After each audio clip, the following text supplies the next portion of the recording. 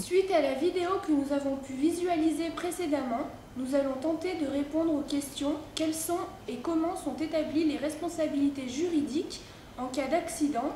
Alors ici, ce sera en cas d'une explosion au sein d'un laboratoire de chimie.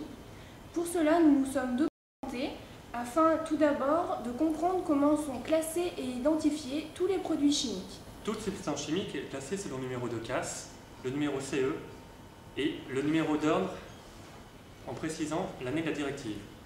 Ces données sont disponibles sur le site Aldrich.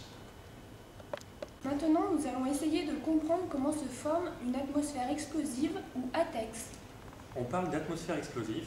Il s'agit d'un mélange d'air et de substances chimiques sous forme de gaz, de vapeur ou de poussière, dans lequel la combustion va se propager à l'ensemble du mélange. Il existe une norme spécifique aux atmosphères explosives, ce sont les directives ATEX qui sont respectées dans les zones dangereuses. Les accidents du type incendie, explosion restent tout de même des phénomènes assez peu courants grâce aux différentes préventions. Quelles sont-elles ? Il faut tout d'abord mettre en place les règles HSE et les respecter. Puis, il faut mettre en place le CHSCT. Il s'agit du comité hygiène et sécurité et des conditions de travail. Ensuite, s'assurer de la formation du personnel, des nouveaux arrivants et des entreprises extérieures. Mais aussi, il faut porter les équipements de protection individuelle et collective et interdire les travaux si les conditions de sécurité ne sont pas satisfaisantes. Enfin, il faut restreindre les zones dangereuses. Y a-t-il d'autres sécurités à appliquer en cas d'explosion ? Oui, on limite le confinement et la transmission des explosions. Et surtout, on veille à ce que le comburant, le combustible et la source d'inflammation ne forment jamais les conditions favorables à une explosion. Ces systèmes de prévention, il arrive encore que des accidents majeurs surviennent. Comment cela est-il possible ? Il faut savoir que la principale cause des accidents majeurs est l'erreur humaine, due au dysfonctionnement de l'organisation. Ensuite, l'environnement et enfin la fiabilité des équipements. A noter que seulement 2% des infractions sont sanctionnées par l'inspecteur du travail. Alors en cas d'accident, qui est habilité à intervenir ? Diverses personnes sont habilitées. Il y a notamment le responsable du laboratoire, l'ACMO, l'agent choisi pour mettre en œuvre les règles HSE, les sauveteurs secouristes du travail, les équipes de première intervention, les chargés d'évacuation et enfin les agents spécifiquement formés à un risque ou à une activité. Il est difficile de répondre d'une façon générale à la question de savoir qui est responsable, car les responsabilités sont multiples et variées selon les causes et les conséquences de l'accident.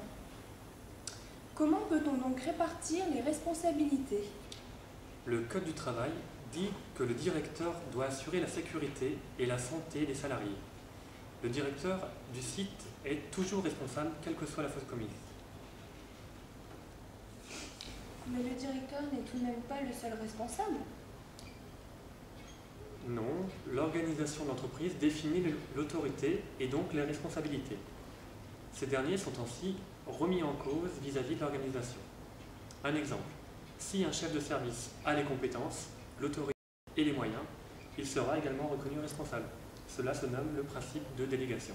Est-ce que les personnes présumées responsables sont-elles toujours jugées ? Seul le procureur de la République va décider d'instruire l'affaire en jugement, tout en sachant que le système judiciaire français est saturé. Donc seules les affaires graves seront instruites. L'animateur de sécurité a-t-il des responsabilités ? Il peut avoir en effet une part de responsabilité s'il a connaissance du danger de la situation avant l'accident. En dehors de ce cas précis, il n'aura pas de responsabilité. Nous venons de définir succinctement les responsabilités en cas d'erreur humaine, mais qu'en est-il en cas d'un accident causé par un matériel défectueux ? Tout d'abord, concernant le constructeur, il doit impérativement se conformer aux exigences des directives européennes. L'utilisateur, quant à lui, doit avoir une utilisation correcte du matériel en fonction des risques. Il faut également s'assurer que le réparateur soit formé aux exigences nécessaires aux matériaux et à l'équipement en matière de sécurité. Puis, deux organismes émergents mettent en place des règles qui devraient, à l'avenir, être appliquées par tous. Quels sont-ils ? Ce sont REACH et Responsible Care. Une petite phrase pour conclure ?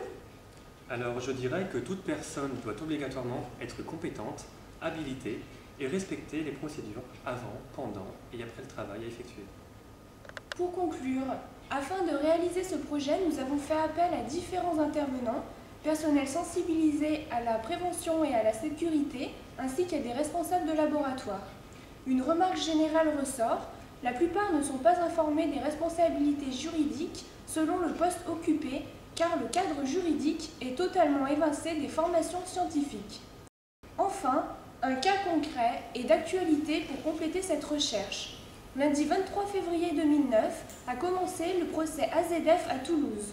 Celui-ci sera filmé dans sa totalité car l'explosion de l'usine AZF présenterait un intérêt historique pour les archives de la justice.